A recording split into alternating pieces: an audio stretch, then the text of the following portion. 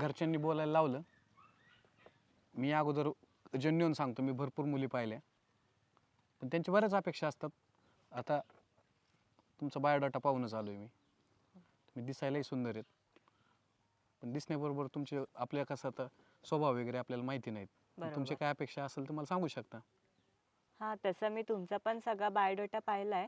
माझ्या जास्त काही अपेक्षा नाहीत. ज्या सगळ्या मुलींच्या असतात तेवढ्याच माझ्या पण अपेक्षा आहेत. सगळ्या मुलींच्या म्हणजे? म्हणजे आता तुम्ही आत्ता तर आहात कामाला, हां. पण लग्न झाल्यानंतर जर तुम्ही काम बिम सोडलं तर मग पुढचा प्रश्न काय? मग त्याच्यासाठीच माझ्या छोट्याशाच आता अपेक्षा तुमचं आहेत. बी एज्युकेशन समजा एवढं झालेलं आहे, हो. मग तुम्हाला जॉब करण्याची इच्छा आहे का? तुम्ही जर चांगलं कमवत असाल तर मग मी का काम करायचं ना असं. म्हणजे तू पण स्वतः फक्त हाऊसवाईफच बनणार आहे का? हो, हो. आरोतरच बोलले तर चालेल ना? हो, हो. चालेल, चालेल.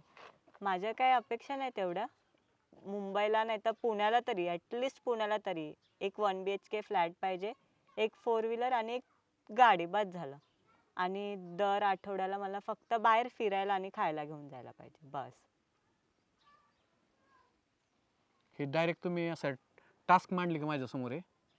आता ते थोड्याशाच अपेक्षा आहेत ना, असं बाकी काय म्युच्युअल नाही. बॉन्डिंग जर झालं व्यवस्थित, स्वभाव जर जुळले, तर हे प्रेमाखातीर जर झालं असतं तर आणखी चांगलं नसतं वाटलं. समजा माझ्या आई वडील जर वयस्कर झाले आणि शेती त्यांना, आमची गावाकडे शेती, तर हां. शेती करायची वेळ आली तर कशी करायची? कोणी करायची?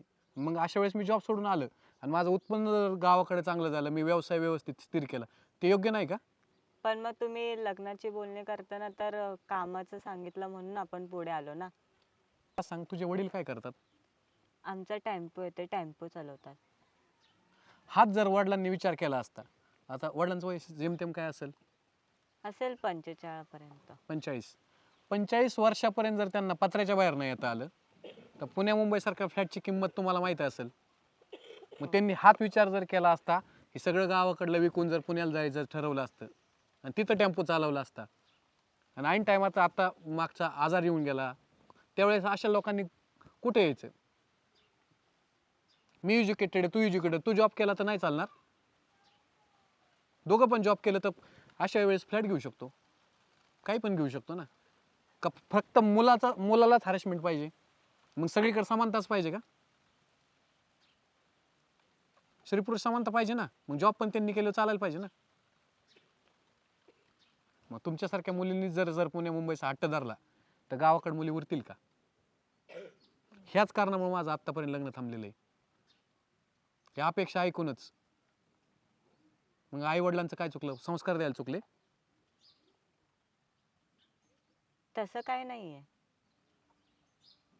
असं बोलणारं, निर्भीड बोलणारं तुम्हाला आजपर्यंत भेटलं नाहीये? तसं का माझ्या होणाऱ्या नवऱ्याकडून मी जास्त स्वप्न नाही बघायची का? नाही, बघितली पाहिजे, पण आता आपल्या दोघांचा स्वभाव थोडासा विसंगती वाटते. तर नेमकं आपण काय, तू सांगू शकतेस? माझं स्पष्ट मत सांगितलं की मग जर माझे आई वडील उद्या थकले तर शेती मला करावं लागेल. शेती पडीक पण पडून देऊ शकत नाही, आणि आजकाल सगळं घरून पण काम चालतं. म्हणजे मी IT मध्ये जरी असेल आणि विकेंडला वगैरे जर गेलो तरी माझं काम चालतं, तर मी घरून काम करू शकतो. पण मी शेती पडीक पडून नाही देऊ शकत, आई वडिलांची सेवा करू शकतो. आणि आजकाल मुलींना आई वडील नको, त्यांना वृद्धाश्रमात टाकायचं का मी? ज्यांनी माझ्यासाठी कष्ट घेतलं, मला शिकवलं, मला इंजिनियर बनवलं, यांचं काय करणार मी? प्रत्येक मुलीने जर हेच विचार केला, जे सासू सासरे त्यांचे बी आईबाप समजले पाहिजे, म्हणजे आईबापांना वृद्धाश्रम असण्याची गरज पडणार नाही. बरोबर आहे. तुम्ही बोलताय ते बरोबर आहे आणि मी मान्य आहे ह्या सगळ्याला. मग तुम्हाला काय असं नका, मी माझं मनापासून सांगितलं, तुमचं उत्तर मला सांगू शकतात. आता घरच्यांपर्यंत जायची पण वेळ नाही ना चालेल, मी तयार आहे याला. लग्नाला. हो, एवढं स्पष्ट बोलून पण? हो. कारण की जेव्हा एखादी मुलगी एखाद्या मुलाला सपोर्ट करेल त्यावेळेसच ते दोघं पण पुढे आता यशस्वी. तुझं शिक्षण डिग्री झालेली, हो. तुला मास्टर डिग्री करून जरी शिकायचं असेल तर माझी हरकत नाहीये. चालेल, मी तयार आहे. चालेल, मग घरच्यांना हो. छान वाटलं मला.